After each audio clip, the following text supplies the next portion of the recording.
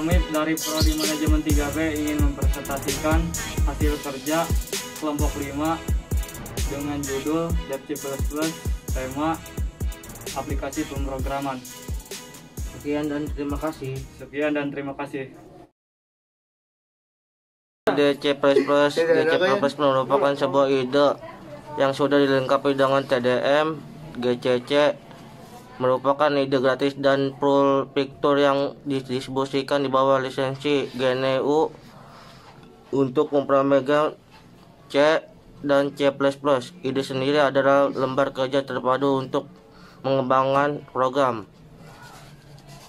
Pengertian C++ adalah bahasa pemrogram. C++ adalah bahasa pemrograman komputer yang bisa dipakai untuk membuat berbagai aplikasi dan merupakan pengembangan dari bahasa pemrograman C. Bahasa C++ kadang disebut juga sebagai ini karena perbedaan paling utama antara bahasa C dan C++ ada di dukungan di kepemrograman berbasis objek programming. Bahasa C++ sudah mendukung pemrograman berbasis objek, sedangkan bahasa C belum. Karena termasuk general purpose programming, yakni bahasa pemrograman yang bisa membuat berbagai aplikasi. Bahasa pemrograman C++ bisa dipakai untuk membuat aplikasi desktop seperti antivirus, software pengolah, karena termasuk general purpose programming, yakni bahasa pemrograman yang bisa membuat berbagai aplikasi. Bahasa pemrograman C++ bisa dipakai untuk membuat aplikasi desktop seperti antivirus, software pengolah gambar, aplikasi pengolah kata, hingga membuat untuk komplain bahasa pemrograman lain. Pengenalan bahasa pemrograman C++.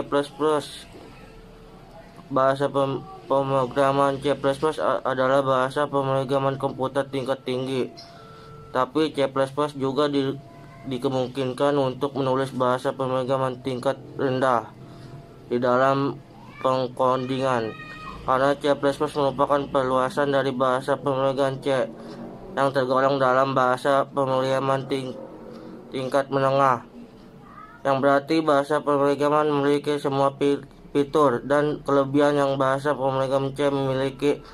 Termasuk kelebihan bahasa C, yaitu kita kemungkinkan untuk menggunakan bahasa pemrograman di dalam pengkodian C dan juga penyediaan fasilitas untuk memanipulasi memori tingkat rendah. C++ adalah perluasan dan penyempurnaan dari bahasa pemrograman sebelumnya, yaitu bahasa C oleh pada tahun 1980. Awal C++ mempunyai nama yaitu C with class dan berganti nama menjadi C++ pada tahun 1983. Berjana membuat bahasa pemrograman C++ dengan tambahan fasilitas yang sudah berguna pada tahun itu sampai sekarang, yaitu bahasa pemrograman yang mendukung OPP. Sejarah C++. Bahasa pemrograman C++ dirintis sejak tahun 1979 oleh Bjarne Stroustrup, seorang ilmuwan komputer asal Denmark.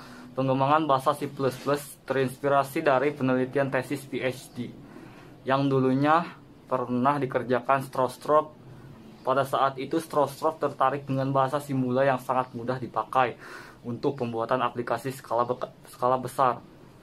Varian bahasa Simula yakni Simula 67 dianggap sebagai bahasa pemrograman pertama yang menerapkan konsep pemrograman berbasis objek.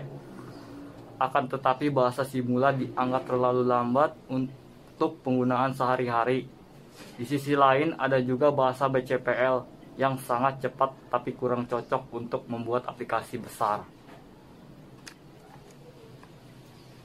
Ketika bekerja di laboratorium, perusahaan AT&T Bell Labs, Bjarne Stroustrup memiliki masalah di pengembangan sistem operasi Unix. Pada saat itu ia teringat tesis yang dulu dikerjakan dan ingin menerapkannya ke dalam bahasa C. Pemilihan bahasa C karena sudah cukup populer dan juga dieksekusi dengan cepat. Apabila sistem operasi Unix juga dibuat menggunakan bahasa C, akhirnya pada tahun 1982 Bjarne Stroustrup mulai menambah fitur-fitur baru ke dalam bahasa C. terutama dukungan class agar bahasa C bisa menggunakan paradigma Object Oriented Programming atau pemrograman berbasis objek. Stroke terinspirasi dari bahasa Simula dan juga bahasa pemrograman lain seperti Algol 68, Ada, Clue, dan ML. Bahasa baru disebut C++ yang diambil dari operator increment kutip 2 atau plus operator increment biasa dipakai dalam bahasa pemrograman untuk menaikkan nilai variabel sebanyak satu angka. Dengan demikian, C++ juga berarti sebuah penambahan dari bahasa C standar. Pada tahun 1985, Bjarne Stroustrup membuat buku yang sangat terkenal berjudul C++ Programming Language. Buku ini menjadi referensi utama dan menjadi standar tidak resmi dari bahasa C++. Pada saat itu, pada tahun yang sama, dikembangkan pula compiler komersil C++ pertama. Seiring perkembangan waktu, organisasi standar ISO secara resmi mengeluarkan standar C++ 98 pada tahun 1998 yang kemudian diikuti standar C++ 03 di tahun 2003. Setelah itu, secara bergantian dirilis standar C++ 11 di tahun 2011, standar C++ 14 di tahun 2014, serta standar C++ 17 di tahun 2017. Di akhir tahun 2020 ini direncanakan rilis standar C++ 20. Fitur-fitur C++ merupakan salah satu bahasa pemrograman yang paling banyak digunakan di dunia, dan hampir semua pemrograman di dunia dibuat dengan menggunakan C atau C++. Portable karena memiliki banyak compiler yang berjalan di berbagai platform dan secara eksklusif menggunakan standar library C++ yang akan berjalan pada banyak platform dengan tidak adanya perubahan fungsi-fungsi pada library C++. Mendukung manifest dan infrared typing, fitur tersebut sudah ada semenjak kelahiran C++ pertama hingga C++ modern saat ini. C++ memungkinkan fleksibilitas dan juga menyediakan kesederhanaan dalam menulis program. C++ menawarkan banyak pilihan paradigma. Beberapa adalah paradigma yang sangat terkenal dalam C++ adalah menawarkan dukungan luar biasa untuk pemrograman procedural generic berorientasi objek atau OPP, dan masih banyak paradigma yang memberikan kemudahan untuk programmer C++. Memiliki dukungan library yang luar biasa, C++ memiliki standar library C++ yang memiliki banyak fungsi, dan tidak hanya itu, banyak juga programmer lain yang mengembangkan C++ dan membuat library tambahan yang sangat berguna.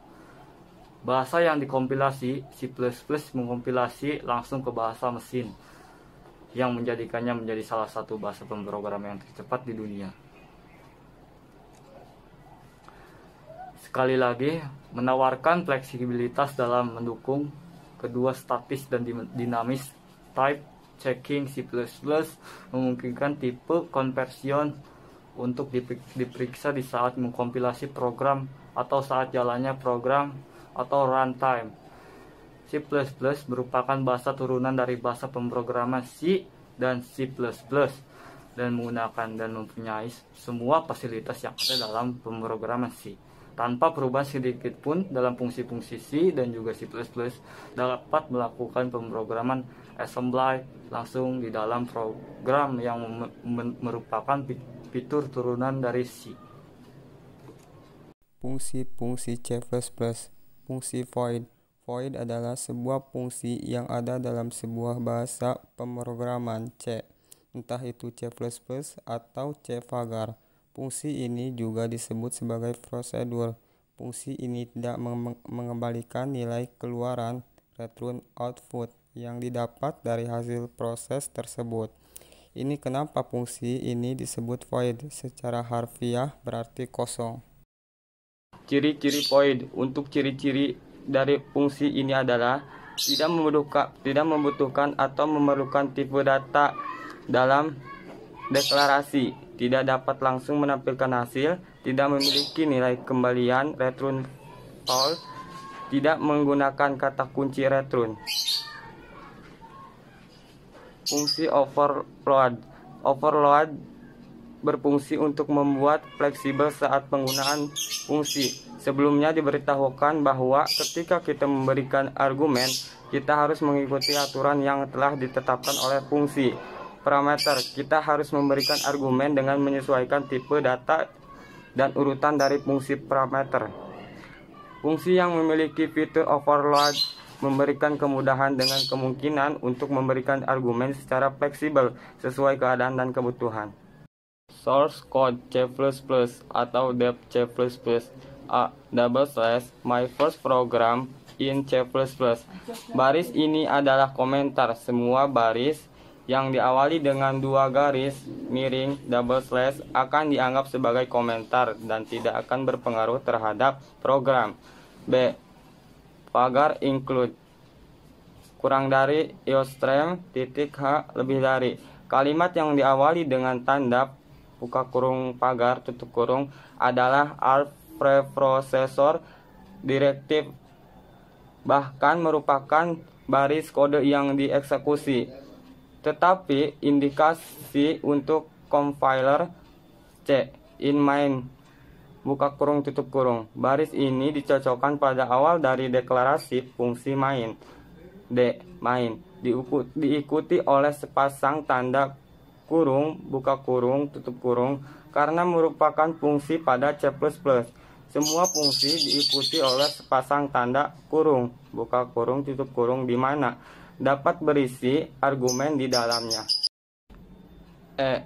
Code double kurang dari kutip 2 hello world diakhiri dengan kutip 2 lagi titik koma. Instruksi ini merupakan hal yang paling penting dalam program. Contoh, code merupakan standar output dalam stream dalam C++, biasanya monitor. F. Buka kurung, titip koma, tutup kurung. Perhatikan setiap kalimat diakhiri dengan tanda semikolon. Buka kurung, titip koma, tutup kurung. Karakter ini menandakan akhir dari instruksi dan harus disertakan pada setiap akhir instruksi pada program C++ manapun. G. Return 0 titik koma. Instruksi return menyebabkan fungsi main buka kurung tutup kurung berakhir dan mengembalikan kode yang mengikuti instruksi tersebut. Dalam kasus ini 0. Dasar-dasar penggunaan dep C++ membuat lembar kerja baru, file editor, dan new file. Terdapat 3 cara membuat lembar kerja baru. Lakukan salah satu yang menurut sobat paling mudah. Pada bagian menu bar, klik file, klik new, klik source file. Tekan hotkey CTRL-N. Pada bagian toolbar, klik logo new atau logo yang menyerupai logo source file.